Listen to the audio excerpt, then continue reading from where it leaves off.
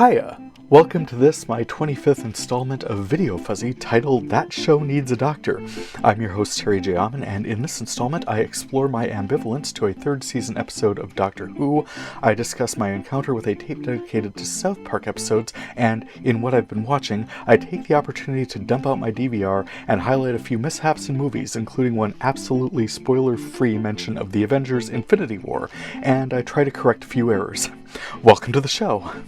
He doesn't have that on video, does he? We'll find out together on VideoFuzzy. I'll start with the errors. Correction. Error. Oh, hey, and unless I encounter something egregious that needs quicker attention, it feels like the midpoint of my show so far episodes will be good homes for corrections. Show so far by the numbers episodes on the 10s, errors and corrections on the 5s.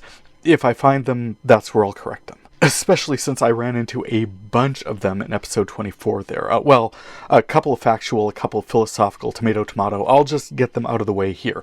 First, from my video outreach segment, the Sherwood tapes were recorded in 2-hour slow play, not 6-hour super long play, and I should have noticed that when I was editing it. But then, at one point, I think it was episode 16, I referred to my calendar when what I meant was my catalog, so I can misread anything as anything. But for real throwback corrections, I'll finally get back to episode 1 of this thing, where I said I started this new cataloging effort with disc 210 rather than disc 229, despite the fact that I had the binder right there. I could just open it up and look. No idea why I didn't. No, anyway, back to episode 24, where I called Christine Wills Mrs. Wills. I even wrote Ms. Wills in my write-up for that thing, and she may well be married, but no, I can't bear that out anywhere in any of the actor profiles I found for her, so pardon that misstatement. Also, the Hawking piece on PBS in December was a biography, not a biopic, and in episode 21 I discussed my concerns about American crime story The Assassination of Gianni Versace, where Andrew Cunanan as portrayed by Darren Criss was a puzzle. Well, as the show progressed, I learned that both he and the actor who portrayed him were half Filipino, so not white, as I'd said, but that Liz, the blonde woman he was crashing with in the first episode, wasn't his sister so much as she was a friend from high school, so I figured I should set the record straight there, too. On to the more philosophical callbacks, it took me more than 10 episodes to figure out a dizzying omission from my review of Justice League. In episode 14, specifically A Celebration of Women, I was recording fresh from a viewing of Justice League and spent the whole review talking about all the boy superheroes. Gal Gadot and Connie Nielsen and everyone else in Themyscira pretty much owned the first third of this movie. Wonder Woman pulled Bruce Wayne aside and got him up to speed on what Steppenwolf was up to, and as I alluded to so very briefly in my opening comments for that installment, the contributions of Amy Adams and Diane Lane as Lois Lane and her mother not only reintegrated Superman back into the nascent League, they pretty much saved the world after his resurrection. Now, yeah, it was a short review and no one got a lot of attention. Well, Aquaman was mentioned a couple different times, actually, but for that episode especially, leaving it at Wonder Woman was awesome was nowhere near enough. Accepts his shame as one of the lady blind pieces of crap Samantha Bee was talking about from that extended full frontal piece he quoted in that episode. Also, it struck me that I made mad fun of Robert Powell as Jesus of Nazareth for playing a blue-eyed, blonde Middle Easterner in episode 23 while celebrating Ted Neely in the title role of Jesus Christ Superstar in episode 24. Well, first and foremost, while the 12-year-old Christ in Jesus of Nazareth was played by a dishwater blonde with ice blue eyes, Powell himself at least had dark hair, so the blue eyes were all the more startling, but he wasn't nearly the screamy blonde Christ portrayed by Neely, so what gives? Why is racial inconsistency okay in a musical but not in a miniseries? Well, part of that question answers itself. Unless the show is set backstage, like Kiss Me Kate or something, a musical is already one step separation from reality. Neely wasn't playing Jesus Christ, he was singing Jesus Christ in a Broadway musical. No one watching this would mistake it for history or condemn it for deviating from historical accuracy. Heck, even at this late age, biblical scholars are deeply divided on the emphasis given to the Luke 19 dance routine in that production. So no, I don't object to Ted Neely being white. I object to his singing outside his range before the era of auto-tune in the Gethsemane passage, but no, I don't care about his race for Jesus Christ Superstar any more than I object to Mary Magdalene being Hawaiian or Judas being black, or for that matter, any of the racial mix we got to experience in the NBC live televised event. Those people sang and danced their hearts out and did an incredible job. John Legend was amazing. Brendan Dixon was incredible. Eric Grunwald was awesome. All of those people. I didn't see a bad performance by anyone. No, when talking about a musical, generally I don't care who's what, but in casting a biblical epic miniseries event I'm to spend 8 hours with over the course of 4 nights, see, I just do not think that Jamie Farr was the only working actor of Middle Eastern extraction in the 1970s, though he was probably the most famous one at the time and didn't make so much as a cameo. So far as I can tell, no one in the main cast was remotely Middle Eastern, and for a show otherwise written by Franco Zeffirelli and Anthony Burgess and Suso Cecchi D'Amico with such attention to detail and careful, if imaginative, extrapolation from the source material, God love it, it was at least set in a place and a time, and central casting took endless liberties. Now, naturally, these people are all just as busy presenting a story as anyone in a musical, and showrunners have a priority of getting names in the production to grab eyeballs on a screen and advertising shekels in their pockets. But it was already going to be a guaranteed hit based on the subject matter alone. Why not take the opportunity to cast it regionally and put some fresh, new, talented names and faces in front of the public and create some stars? Ernest Borgnine can still play the Centurion if you feel he's such a draw. And closing out with one more actual correction, I've got an error to correct from my discussion of Legion last time. The monk is not the Shadow King Farouk's body. The monk was able to guide them to Farouk's body, which he was all that was left after a monastery went crazy and killed itself after taking delivery of Shadow King Farouk's dead body in an egg-shaped coffin. He was alive enough to be pounding away at from the inside and now communicates with his former host David in curious proto-reality constructs he can create and dismiss as though they were tissue paper. But now we're getting more into discussion here, so let's hit the pause button on that and pick it back up again in what I've been watching. Friday night feature. It is well beyond time to move on to my Friday night feature, an episode from the 3rd season of Doctor Who featuring David Tennant as the 10th Doctor and Freema Agyeman as companion Martha Jones and their misadventures aboard a sunbound starship in 42. Agyeman has done fantastic work in this series, and there's a reason that people love David Tennant, but I confess I was most interested in featuring this episode, which turned up in this cataloging effort on disc 469, because I have harbored such a dislike for it ever since the first and only time I watched it, now more than a decade ago, and I wanted to remember why.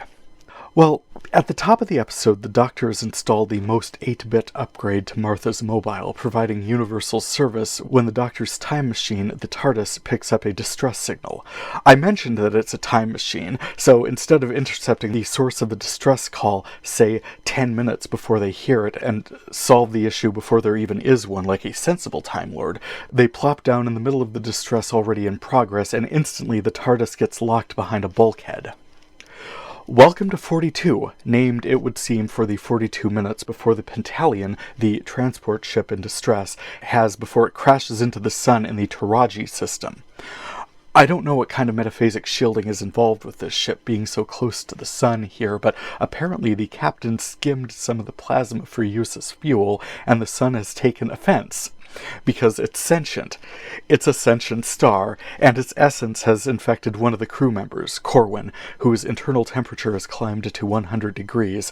That's 212 degrees Fahrenheit for us Americans, and the only way to cure him would be to put him in stasis, which is the very first thing I thought of, and what luck! They're standing right next to a stasis chamber. He's clearly in distress, but no one puts him actually in stasis. Not really. They had his temperature readings, they knew he was off the charts, but instead of putting him in stasis and freezing the sun virus out of him, they just put him in the chamber and don't turn it on, while the Doctor goes to have a look at the engines, which have been sabotaged, and the auxiliary engines are at the other end of the ship, which is on total autopilot. Which is sensible when you're 42 minutes from impact with a star, right? And all of the bulkheads have slammed shut, each one passcode protected by trivia questions, because when the ship is in a general state of emergency, what you want is for the crew to be trapped wherever they happen to be in the ship, and you want it to be extremely difficult to access emergency backups. The passcode protections each have a different question that crew members have to answer, so the doctor tells Martha to be very careful and help the crew member with his backpack computer, which reminded me of a Ray Bradbury story about a treasure that could only be accessed by the completely irrational, that each step of the puzzle you had to answer the questions with nonsense or you'd be killed, in that both situations seemed impossibly contrived. One of the questions asked for the next number in the sequence 313, 331, 367. The next number was 379, the doctor said, because it's a sequence of happy prime numbers, which is the sum of the squares of the digits of the number that reduce eventually to a 1, which, since I've never encountered this anywhere in my life, I'm going to conclude is some sort of pointless mathematical curiosity pulled from obscurity to give the doctor something to explain very quickly and to be frustrated that everyone doesn't just automatically know what it is, let alone, when time is a factor, figuring out what the next happy prime would be. Because the show had 42 minutes to fill, Martha got stuck in an escape pod that of course became disengaged and floated towards the sun somehow even faster than the ship was heading there, but the doctor was able to climb out onto the side of the ship, so now there's no shielding between him and the sun they're within minutes of colliding with, and he becomes infected by the sun's consciousness and berates the captain for scooping up what, oh my god, had to be like an infinitesimal amount of plasma for the ship's fuel supply. But the ship vented it back to the sun let go of the doctor, and I think 4 people were killed before the ship was able to power away from this sentient sun. If the doctor knows about the Taraji system, he knows its sun is sentient, because that's gotta be unusual, right? And, I mean, as life forms go, a star-sized one that knows if a relatively tiny ship scoops up a tiny bit of it and declares vengeance, that's weird. I'd suspect that sentient stars are super chill, just maintaining a nice fusion dynamic. They'd be happy and, oh, hey, you guys need some plasma? Grab it. I've got plenty. But even if they were jealously enraged over the loss of material, the fact that we've got a manned transport ship flying in any proximity to this star, impact in 42 minutes, regardless of the shielding involved, the crew would be charcoal well before the ship actually hit the sun. That's the old joke with the frustrated mathematician versus the engineer, calculating Zeno's arrow as a function of reunion with his lady love. The mathematician bemoans the fact that he'll never get there because he first has to cover half the distance, then half again, and then half again, and so on, and they'll never actually meet. The engineer grins and says, true, but before long I'll be close enough for all practical purposes. The ship wouldn't just be warm. The consoles would be melting fire. The crew would be burning alive. I mean, I get that for dramatic effect you need it to look like the ship is crashing directly into the sun. I get that from a danger aspect it would not look like the ship was in danger despite conditions being unlivable thousands of miles ahead of impact. I'm just saying that before any of these considerations, why the hell, in an emergency situation, do all of the bulkheads on your craft slam shut? And why are there dozens of them? And why the quizzy trivia games to get through them? And why is it so difficult for our heroes to navigate these roadblocks, but so easy for a blinded, infected, sun-crazed zombie to get to anyone he wants to? Is no aspect of this show subjected to a laugh test at any point? Oh, there's an emergency? We'll make sure the engine room and the auxiliary engines are on opposite ends of the ship and shut everything down between them. Oh, the lab has developed a deadly virus? Let's vent it into the atmosphere for safety! Bureaucracy is a thing. Bad planning is a thing. Lord knows we humans are not always the best thinkers, and stuff that seems to make sense in one context looks pretty stupid in practice, and sometimes you do need a means of padding out the plot. But seriously, these are such obvious design flaws. The Doctor Who Wiki TARDIS Data Core suggests the name of the episode refers to the length of the episode, 42 minutes, which tracks with the emergency landing and real-time evolution of this emergency. It's a NAF title, and should have included at least one Douglas Adams reference, but mainly these storylines where they try to open every other bulkhead rather than the one that would get them all into the TARDIS and actually save the day. These stories where there wouldn't actually be an emergency in the first place if the Doctor were to leverage the time travel aspect of his craft. These storylines that present artificial drama in the place of decently clever plotting and writing. These make up frankly too much of the Doctor Who back catalogue by now. These problems can make even reasonably entertaining ideas tiresome. When the show returns for season 11, there's such a good opportunity to improve the writing, focus so much more on the Doctor's personality, her humanity, which is the wrong word, but just shore up what has made for just such lazy plotting in recent years. Diving into the classic collection. In other viewing, I ran into quite a collection of South Park episodes this time, mostly on disc 471, but also appearing on discs 468, 472, and 473, and some from my last installment on disc 467. What was happening mostly with this set was Comedy Central was running a marathon, probably pretty close to the Oscars or the Emmys, and they were giving out South Park awards, including South Park Best Celebrity Impersonation Awards for Fat Butt and Pancake Head, Outstanding Achievement in Culinary Arts for Chef's Chocolate Salty Balls, Best Foreign Film Award for Rainforest Shimane Forest, Most Shocking and Outrageous Award for Le Petit Tourette, Best Fight Scene Award for Cripple Fight, Best Fecal Effects Award for Red Hot Catholic Love, South Park Most Shocking Plot Twist Award for Scott Tenorman Must Die, and the Best Supporting Character That Became a Main Character Award for Butter's Very Own Episode.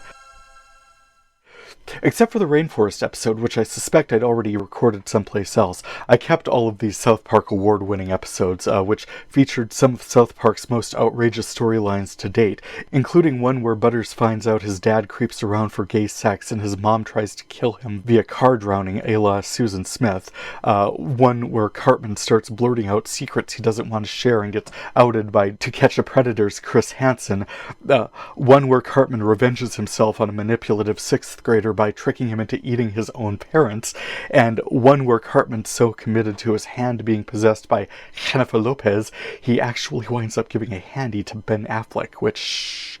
ew. What a great show! Actually, while the show is regularly over the top and not always such a reliable analog to my own take on news and world events, the show has commented on damn near everything worth commenting on, with a generally clear-eyed assessment and rejection of BS and skewering of people who could probably stand a little skewering. They generally punch up rather than down, even in their portrayal of kids with developmental disabilities, and their stance on Catholicism in Red Hot Catholic Love was pretty responsible, actually, given the cultural moment which was reacting in revulsion to revelations of sex abuse by Catholic priests. Along with the award winners, I catalogued South Park as Gay, which focused on metrosexuality and the ascendance of Queer Eye for the Straight Guy style programming, Timmy 2000, in which Matt Stone and Trey Parker introduced Timmy, and coincidentally just unleashed their rage upon Phil Collins for winning the Oscar in 1999 for his song You'll Be in My Heart, beating their Oscar nominee Blame Canada from South Park Bigger, Longer, and Uncut. Cow Days, in which the town's weird lifeways and mannerisms are celebrated, and Tonsil Trouble, in which during a routine surgery, Eric Cartman is accidentally infected with HIV. Hilarious. It actually cuts out halfway through, but I suspect it probably resumes at the beginning of another tape, and I'll encounter the rest of it soon enough. Before leaving my classic collection, I wanted to comment on an episode of Medium I encountered. It was giving me a bit of grief because it seemed to be a season 4 storyline when Allison's daughter Ariel started manifesting prescient dreams, but the guest star search I ran, Kathy Baker as Joe Dubois' mother Marjorie, kept taking me to a season 1 episode titled In the Rough, which seemed to fit thematically at least with an opening scene where Joe was practicing his golf swing with his father. Well, it turns out that season 1 episode simply had a few things in common with a season 4 episode called Burn Baby Burn, the first in a two-parter in which that guest star I mentioned recurred, and which, if I had any doubts, actually included a shot from the golf practice scene as the thumbnail. Moral of the story, if you have any doubts at all, dig a little further to be sure, and don't go by the first episode that pops up on IMDb. And in one of those crossover segments that's been happening more and more often, I feel like it should almost have its own theme music, I encountered a cool HBO stand-up comedy presentation by Lewis Black titled Red, White, and Screwed, dated June 10th of 2006. Comedian Lewis Black dug into the current state of politics at the time in the run-up to the 2006 midterms and Bush II's second term. I didn't watch a lot of it, but I loved that I had just encountered his voice so recently in the free-form presentation of Inside Out, which I encountered as part of an Everything Must Go DVR closeout that I'll go into in more detail under what I've been watching. He was a bit typecast as the voice of anger in that particular Pixar Disney gem, which I was happy to record. I'm about 20 discs behind in cataloging my current collection, and with 6 hours per disc, that process does take longer, but I love that film, and it's cool to know I've got a copy of it in my collection. Oh, and heads up, it's been a bit since I talked about them in episodes 21 and 23, but I was happy to confirm that 2008 Terry did record more episodes of NBC, well, I guess actually I suppose Bravo's Quarterlife, and the CBC production of Terminal City. I didn't watch them in this cataloging run-through, but it was good to see that I've got them in case I'm ever able to circle back at any point and enjoy them. Fun find. Current collection. Just a very little bit of progress this time, but a couple of good finds, including the Season 3 premiere of The Magicians, which kicked off the epic quest for the 7 Keys to Magic, as well as the second season premiere of American Crime Story, kicking off the Assassination of Gianni Versace, and the series premieres of The Alienist on TNT and Waco on Paramount, formerly Spike TV. I recorded more of The Late Show with Stephen Colbert as our nation first learned the name Stormy Daniels, and the president dismissed an entire continent of nations with, and I'm going to keep this clean here, but seriously impolitic disparagement, to put it in the mildest possible terms. This set also included the episode of Samantha Bee's Full Frontal that I mined for the amazing Full Frontal Trump apology race. If anything stands out about this relatively homogeneous entry, no, not The Lion King 2, which did not impress me and is mostly just taking up space in my collection. It's the episode of We Bear Bears, where the bears encounter a beehive near their cave and end up addicted to honey, dress as bees, and convert their cave into a beehive. The scene where Grizz takes his first taste of their honey is a joyful one, and a baby ice bear cub being cuddled by a big bee is also not to be missed. What I've been watching.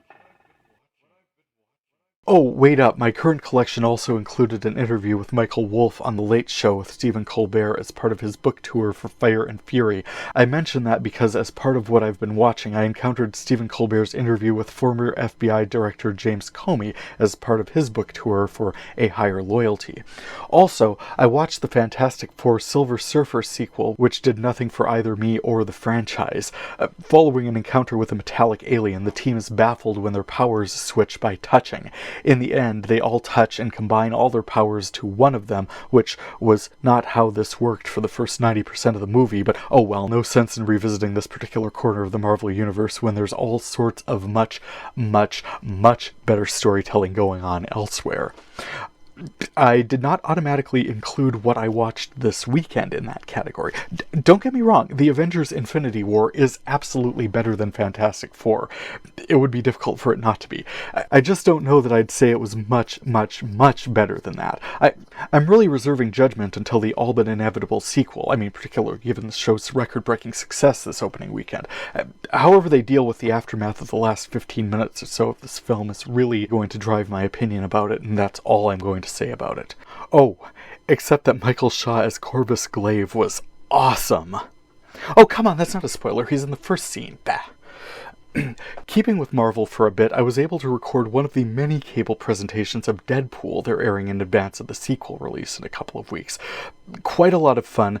Certainly cut down a bit from the theatrical presentation, but if I'm not splashing out the $19.99 for Blu-ray, what am I complaining?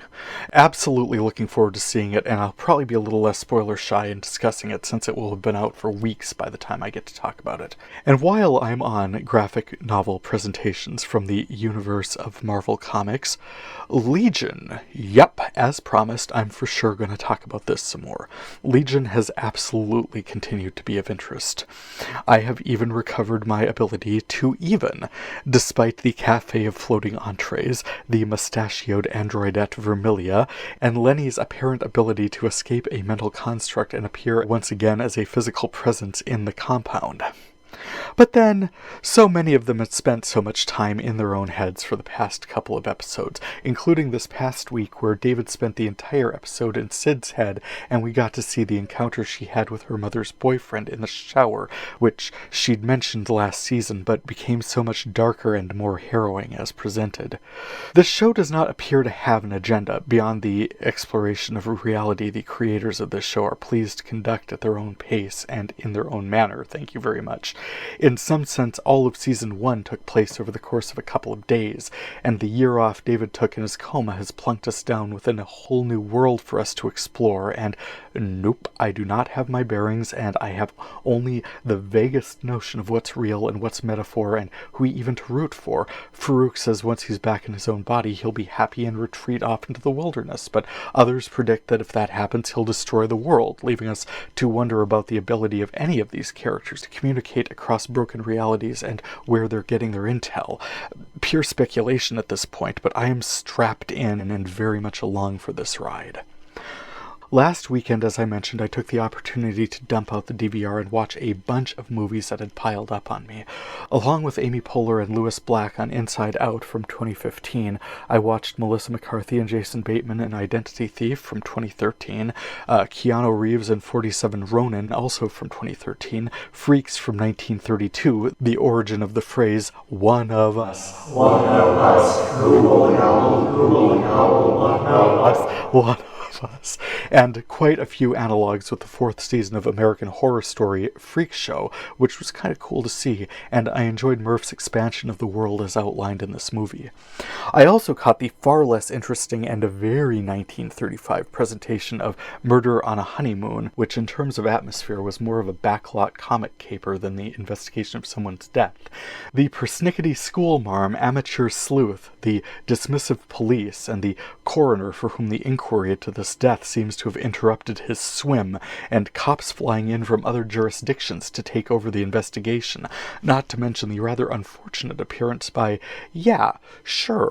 I'll name him in this podcast, Willie Best, credited outrageously in the movie as Sleep and Eat, bunch of racists, wasn't given much to do in the show, written broadly to put it mildly, and still turned in a better performance than half of them. Hey, good work if you can get it. Showing up, doing the job, probably paved the way for a lot of people. Good on you, man. Also, not among my better encounters was the 1968 version of the Thomas Crown Affair, where director Norman Jewison overused the bejabbers out of his split-screen technology. Steve McQueen and Faye Dunaway did fine, but the story was terrible. McQueen as Thomas Crown is pursued by leggy blonde insurance investigator Vicki Anderson, who, on the back of a couple of overseas trips to Switzerland, pegs him as the focus of her investigation. Oh my lord, when the Ocean's 11 nature of the multi-million-dollar bank heist should have fallen apart in every direction for being so slapdash, but somehow came together, and what's more, over the course of a ham-fisted seduction scene over a chessboard, they're falling for each other, and he's going to recreate the robbery, and this time she can catch him. Well, joke's on her, because he flies off and gets away with it. Score! The end. Screw that noise. Bank robbery isn't a victimless crime. That happens on that scale, and $1968 could destabilize an economy. You don't get to fly off to Brazil and be the friggin' devil-may-care anti-establishment multi-millionaire, who leaves the FDIC on the hook for deposit insurance when everyone's taxes are already pretty high. Having fooled the silly, love-struck blonde insurance lady, how incredibly sexist. I don't remember exactly how Pierce Brosnan's remake ended, but I remember being happier about it since, for one thing, it was art theft, not a bank heist, so an insurance company was on the hook, but public didn't have quite so much skin in the game, and Rene Russo's insurance investigator had way more evidence to go after him than Dunaway's did. The remake was just so much more satisfying, so I'm just very glad they did it. And I had a sad happen when I recorded my copy of Ingrid Bergman's 1944 classic Gaslight, which I set up to record while I went for a walk. We've been having some beautiful weather lately. I pulled up my recording when I got back and watched it. I don't always go to the trouble, but gaslight is a term I've been encountering lately without completely understanding it, and I wanted to see the movie from which it originated. Charles Boyer marries Ingrid Bergman and moves into the house her late opera-singing aunt lived in, and for years he kept her isolated, and between orders he gave to the staff and moving things around to make her feel like she's forgetful, making her doubt her own senses, he created an environment in which she truly felt like she was going crazy, all the while digging around in the attic of the late opera singer's house, looking for valuable jewels, which it turns out were disguised as sequins on a ball gown. Bergman's towering confrontation of him at the end of the film is downright Shakespearean, and I was so happy I watched it right away. Unfortunately, the recording was interrupted by a random test of an emergency alert system that just shut down my DVR 40 minutes into my recording of the filmed DVD. This left me with the first 40 minutes of Gaslight and an hour and 20 minutes of, oh my god, seriously, Guy Fieri's Diners, Drive-Ins, and Dives. So I was quite relieved that I hadn't deleted the recording from my DVR until I'd made sure that I had the whole thing. I resumed playback at the point of the interruption, and 1 hour and 20 minutes later I had the complete recording. Now, it's still broken across a couple different titles, so it's an excellent candidate to kick off my second Frankendisc, but for now I'm just so happy I was able to preserve this phenomenal production. Wrapping things up for this one, I just wanted to mention Hank Azaria is back for a second season as Life's punching bag on IFC's Brockmire. Beyond that, thanks for checking in on my video cataloging project. You can check out my catalog listing along with audio links at VideoFuzzy.blogspot.com and past episodes of this podcast at Apple Podcasts and iTunes at VideoFuzzy.libsyn.com. Feedback is always appreciated, and you can contact me through my blog or podcast sites or through my VideoFuzzy page on Facebook. For VideoFuzzy, I'm Terry J. Aman. Happy viewing. It might be amazing, it might just be scuzzy. We'll find out together on VideoFuzzy.